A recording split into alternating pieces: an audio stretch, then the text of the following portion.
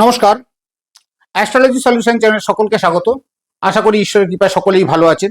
আমি অ্যাস্ট্রোলজার উত্তম।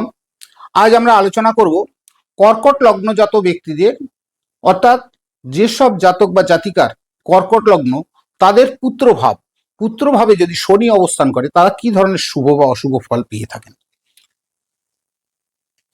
তবে যারা চ্যানেলে নতুন তারা অবশ্যই চ্যানেলটি সাবস্ক্রাইব করে বেল আইকনটি প্রেস করে অল অপশনটাকে প্রেস করে রাখবেন, যাতে এই ধরনের গুরুত্বপূর্ণ ভিডিওগুলো আপনারা সবার আগে পেতে পারেন। আর যারা ফেসবুক বা ইনস্টাগ্রাম থেকে দেখছেন তারা অবশ্যই চ্যানেলটি লাইক, ফলো ও শেয়ার করে অপরকে দেখার সুযোগ করে দেবেন।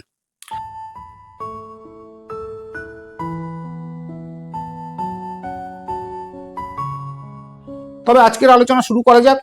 আজকের আলোচনার বিষয় কর্কট লগ্নজাত ব্যক্তিদের পঞ্চম ভাবে যদি শনি অবস্থান করে সেক্ষেত্রে তারা কি রূপ ফল পেয়ে থাকেন। আপনারা এখানে একটা জন্মছক দেখতে পাচ্ছেন, রাশিচক্র। এই রাশিচক্রের আমরা ধরেছি কর্কট রাশিকে লগ্ন। এই কর্কট রাশিকে যদি লগ্ন ধরা হয় তাহলে কর্কট রাশি হচ্ছে প্রথম স্থান, দ্বিতীয় স্থান, তৃতীয়, চতুর্থ, পঞ্চম, ষষ্ঠ, সপ্তম, অষ্টম, নবম, দশম, একাদশ এবং দ্বাদশ। এই হচ্ছে জন্মছকের 12টা ভাব। এই 12টা ভাবের পঞ্চম ভাবে, অর্থাৎ এই পঞ্চম ভাব হচ্ছে বৃশ্চিক রাশি, এর অধিপতি হচ্ছে মঙ্গল। এই পঞ্চম ভাবে যদি শনি অবস্থান করে, এখানে যদি শনি অবস্থান করে তাহলে তারা কি রূপ শুভ বা অশুভ ফল পেয়ে থাকেন। এই পঞ্চম স্থানকে আমরা সন্তান স্থান বা পুত্র স্থানও বলে থাকি। এই স্থানটা হচ্ছে অত্যন্ত গুরুত্বপূর্ণ, হচ্ছে এই জন্মছকের পঞ্চম স্থান। এই স্থান থেকে আমরা যেগুলো জানতে পারি সেগুলো হচ্ছে সন্তান, তার বিদ্যা, বুদ্ধি, শিক্ষা, প্রেম, সৃজনশীলতা, এইসব জিনিসগুলো আমরা এই পঞ্চম ভাব থেকে বিচার করে থাকি। এবং কর্কট লগ্নের পঞ্চম ভাবের অধিপতি হচ্ছে মঙ্গল। তাই মঙ্গলের অবস্থান এবং দৃষ্টি বিশেষ ভূমিকা এখানে রাখে। কারণ মঙ্গল কোন স্থানে অবস্থান করছে, পঞ্চম স্থানে শনি অবস্থান করলে তার অধিপতি মঙ্গল কোন জায়গায় অবস্থান করছে, বা সেই তার অধিপতি শুভ ফল দেবে, শুভ স্থানে অবস্থান করছে না অশুভ ফল স্থানে অবস্থান করছে, তার উপরে কিন্তু অনেকটাই নির্ভর করে। দেখুন, শনি হচ্ছে ধৈর্য, শ্রম, শৃঙ্খলা এবং কর্মফলের প্রতীক। তাই শনি হচ্ছে অত্যন্ত ধীরগামী গ্রহ, অর্থাৎ শনি অত্যন্ত ধীরগামী গ্রহ হওয়ায় এর ফলও কিন্তু অনেক ধীরে ধীরে পাওয়া যায়। কিন্তু ফল ধীরে হলেও এর থেকে অনেক স্থায়ী ফল পাওয়া যায় এবং অনেক শুভ ফল পাওয়া যায় যদি শনি শুভ অবস্থায় অবস্থান করে। শনি হচ্ছে কঠোর, ন্যায়পরায়ণ, সংযমী, বাস্তববাদী গ্রহের প্রতীক এবং এরা একাকিত্ব এবং গভীর চিন্তাধারার কারক গ্রহ হচ্ছে শনি। যদি শনি শুভ হয় সেক্ষেত্রে কিন্তু উচ্চশিক্ষা, কঠোর পরিশ্রমের ফলে তার বড় ধরনের সফলতা এবং স্থায়ী সম্পদ, সামাজিক মর্যাদা এদের অনেক বৃদ্ধি পায়। কিন্তু অশুভ যদি শনি হয়ে থাকে সেক্ষেত্রে কিন্তু সাফল্য আসতে অনেক দেরি হয়, শিক্ষার ক্ষেত্রে বাধা তৈরি হয়, হতাশার সৃষ্টি হয় এবং আর্থিক চাপ এদের অত্যন্ত বেশি থাকে। এদের মানসিক একটা অশান্তি তৈরি হওয়ার সম্ভাবনা থাকে। এই আবার কখন শুভ ফল দেয়, যেহেতু কর্কট লগ্নের পঞ্চম ভাবের অধিপতি হচ্ছে মঙ্গল। মঙ্গল যদি নিজ রাশিতে অবস্থান করে, নিজ রাশি কোনটা, মঙ্গলের নিজ রাশি হচ্ছে মেষ রাশি, হচ্ছে মঙ্গলের নিজ রাশি। এই মঙ্গল এবং নিজ রাশি হচ্ছে বৃশ্চিক। যদি এই নিজ রাশিতেই মঙ্গল অবস্থান করে সেক্ষেত্রে শুভ ফল পাওয়া যায়। এছাড়াও যদি উচ্চ রাশিতে, মঙ্গলের উচ্চ রাশি হচ্ছে মকর রাশি, এটা হচ্ছে মকর রাশি, হচ্ছে উচ্চ রাশি। এই উচ্চ রাশিতেও যদি মঙ্গল অবস্থান করে, ধরুন শনি পঞ্চম স্থানে অবস্থান করছে কিন্তু মঙ্গল উচ্চ রাশিতে অবস্থান করছে, এটা আবার হচ্ছে তার মঙ্গলের উচ্চ রাশি, যেহেতু মঙ্গল এখানে অবস্থান করলে তবে কিন্তু এর শুভ ফল পাওয়া যায়। আবার এই মঙ্গল যদি কেন্দ্র স্থানে অবস্থান করে, কেন্দ্রস্থান কোনগুলো? যেহেতু আমরা কর্কট রাশিকে ধরেছি লগ্ন অর্থাৎ প্রথম স্থান, তাহলে তার কেন্দ্রস্থান হবে এই চতুর্থ স্থান তুলা রাশি, মকর রাশি হচ্ছে সপ্তম স্থান, এবং দশম স্থান এই মেষ রাশি, এগুলো হচ্ছে কেন্দ্রস্থান। এই কেন্দ্রস্থানেও যদি মঙ্গল অবস্থান করে, বা ত্রিকোণ স্থান, ত্রিকোণ স্থান হচ্ছে এই লগ্ন স্থান এবং পঞ্চম স্থান এবং নবম স্থান, এগুলো হচ্ছে ত্রিকোণ স্থান। এই ত্রিকোণ স্থানেও যদি অবস্থান করে সেক্ষেত্রেও শুভ ফল পাওয়া যায়।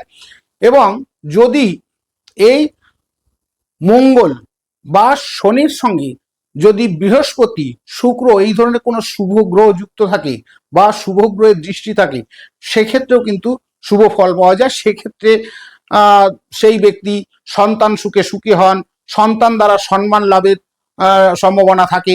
পঞ্চম ভাবে শুভ গ্রহ যদি শনি যুক্ত, শুভ গ্রহ যদি ধরুন চন্দ্র, বুধ, বৃহস্পতি এরা যদি অবস্থান করে এই পঞ্চম স্থানে, অর্থাৎ শনি অবস্থান করছে তার সঙ্গে যদি বৃহস্পতি, চন্দ্র, বুধ এরাও যদি সহ অবস্থান করে, সেক্ষেত্রে কিন্তু অত্যন্ত শুভ ফল পাওয়া যায়। শিক্ষার ক্ষেত্রে, সৃজনশীলতার ক্ষেত্রে তার উন্নতি হয়। বা শনি যদি কেন্দ্রস্থান, এই যে বললাম এক প্রথম স্থান, চতুর্থ স্থান, সপ্তম স্থান, দশম স্থান, এগুলো হচ্ছে কেন্দ্রস্থান, এগুলোতে যদি যুক্ত থাকে সেক্ষেত্রেও কিন্তু শুভ ফল পাওয়া যায়। আবার এই মঙ্গল যদি দুর্বল হয় বা নিচস্থ হয়, নিচস্থ মঙ্গল হচ্ছে কর্কট রাশি, এখানে হচ্ছে নিচস্থ, এই মঙ্গল যদি কর্কট রাশিতে অবস্থান করে, নিচস্থ হয়, সেক্ষেত্রে কিন্তু অশুভ ফল পাওয়া যায়। তার সেক্ষেত্রে সন্তান দেরিতে হওয়ার সম্ভাবনা থাকে, বা সন্তানের কারণে তার উদ্বেগ এবং মানসিক কষ্ট, সন্তানের স্বাস্থ্যের বিষয়ে বিভিন্ন রকম সমস্যা। এবং এছাড়াও যদি পঞ্চম স্থানে যদি এই যে পঞ্চম স্থান, এই পঞ্চম স্থানে কোনো অশুভ গ্রহ যেমন শনি, রাহু, কেতু এরা যদি পঞ্চম স্থানে থেকে থাকে, সেক্ষেত্রেও কিন্তু পুত্রের বিষয়ে অনেক রকম সমস্যা দেখা দেয়, এবং সন্তান দেরি হওয়ার সম্ভাবনা, বা সন্তানের কারণে উদ্বেগ বা মানসিক কষ্ট, এই ধরনের অশুভ ফলগুলো পেয়ে থাকেন। বা প্রেম জীবনে তার জটিলতা, সন্তানের স্বাস্থ্যের বিভিন্ন রকম সমস্যা, সন্তানের শিক্ষার ক্ষেত্রে তার জটিলতা সৃষ্টি হওয়ার সম্ভাবনা থাকে। এই ধরনের যে অশুভ ফলগুলো, এইগুলো যদি কারো জন্মছকে থেকে থাকে, এইভাবে যদি অশুভ ফলগুলো পেয়ে থাকে, তার কয়েকটা সহজ প্রতিকার আমি বলবো, সেইগুলো যদি আপনারা নিয়মিত করে থাকেন, দেখবেন আপনারা এই অশুভ প্রভাব থেকে অনেকটাই মুক্তি পাবেন। যেমন শনিবার আপনারা কালো তিল, উড়দ ডাল বা কোনো লোহার জিনিস আপনারা কোনো দরিদ্র ব্যক্তিকে বা গরিবকে দান করুন, এতে অনেক শুভ ফল পাবেন। দরিদ্র বা শ্রমজীবী মানুষকে আপনারা আপনাদের সাধ্যমতো তাদের সাহায্য করার চেষ্টা করুন, এবং শনিবার দিন উপোস থাকুন। উপোস যদি একান্ত নাও থাকতে পারেন, অবশ্যই আপনারা নিরামিষ খাওয়ার চেষ্টা করবেন। শনিবার দিন কোনো শনি মন্দিরে গিয়ে একটু পুজো দিলেন, বা মঙ্গলবার দিন আপনারা হনুমান চল্লিশা পাঠ করতে পারেন, বা কোনো হনুমান মন্দিরে গিয়ে আপনারা একটা লাল জবার মালা, একটু লাড্ডু বা ছোলা গুড় বজরংবলীকে নিবেদন করুন। এতে কিন্তু এই শনির অশুভ প্রভাব অনেকটাই কমে যায়। কারণ শনির অশুভ প্রভাব কমাবার জন্য আপনার বজরংবলীর উপাসনার প্রয়োজন আছে, তাহলে কিন্তু শনির অশুভ প্রভাব কমে যাবে। এছাড়াও শনির মন্ত্র ওং সং শনিশ্চরায় নমঃ, এই মন্ত্রটা আপনারা অন্তত শনিবার দিন 108 বার করে জপ করবেন। যদি একান্ত আপনাদের অসুবিধা হয়, জপ করতে না পারেন, আপনারা অন্তত 28 বার বা 21 বার এই শনির মন্ত্র জপ করবেন। এতে কিন্তু শনির অশুভ প্রভাব অনেকটা কমে যায়। এবং আপনার কোনো জ্যোতিষীর পরামর্শ নিয়ে, ভালো জ্যোতিষীর পরামর্শ নেবেন, নিয়ে নীলা রত্নটা আপনারা ব্যবহার করতে পারেন। কিন্তু নীলা রত্ন ব্যবহার করার আগে অবশ্যই কেন ভালো জ্যোতিষীর পরামর্শ নেবেন, কারণ নীলা ব্যবহার করার আগে নীলা আপনার সেটা পক্ষে শুভ হবে না অশুভ হবে, বা নীলা আপনার কিন্তু নীলা যদি আপনি ব্যবহার করেন, এই নীলা যে কোনোভাবে কিনে নিয়ে পড়ে ফেললে এ কিন্তু বিপরীত ফলও দিতে পারে। সুতরাং নীলা ব্যবহার করার আগে কোনো ভালো জ্যোতিষীর পরামর্শ নিয়ে তবেই আপনারা এই নীলা রত্নটা ব্যবহার করবেন। এছাড়াও আপনারা যদি মনে করেন যে নীলা তো সবার পক্ষে কেনা সম্ভব নয় এবং এরকম অনেক কস্টলি, সেই জন্য আপনারা এই রাস্তার ধারে দেবেন গাছগাছড়া যে শেকড় যে বিক্রি হয় তাদের কাছে শ্বেত বেরোলার মূল আপনারা শনিবার করে একটু দুধ গঙ্গার জলে শোধন করে ছেলেরা ডান হাতে এবং মেয়েরা বাঁ হাতে আপনারা বেঁধে নিন, এতেও কিন্তু আপনারা অনেক শুভ ফল পাবেন। কিন্তু মনে রাখবেন এই যদি আপনারা শ্বেত বেরোলার মূল ব্যবহার করেন এটা অন্তত 2 সপ্তাহ পর পর এগুলো চেঞ্জ করবেন, চেঞ্জ করে নতুন পড়লেন, আবার 2 সপ্তাহ পর খুলে ফেললেন, আবার নতুন পড়লেন, এইভাবে করবেন।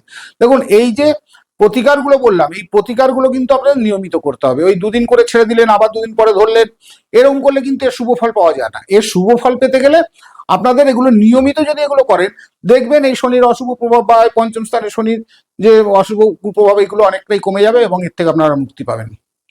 আপনার জন্মছকে পঞ্চম ভাব বা পুত্রভাবে যদি বিচার করতে চান বা শনির অবস্থান বা শনি কোন জায়গায় অবস্থান করছে আপনি তার থেকে কি রকম শুভ বা অশুভ ফল পেতে পারেন এই ধরনের যদি কিছু জানার থাকে তাহলে আপনারা কমেন্ট বক্সে আপনার জন্ম তারিখ, জন্মস্থান এবং জন্ম সময় লিখুন, অবশ্যই তার উত্তর দেবো। তবে আজকের আলোচনা এখানেই শেষ করা যাক। নমস্কার।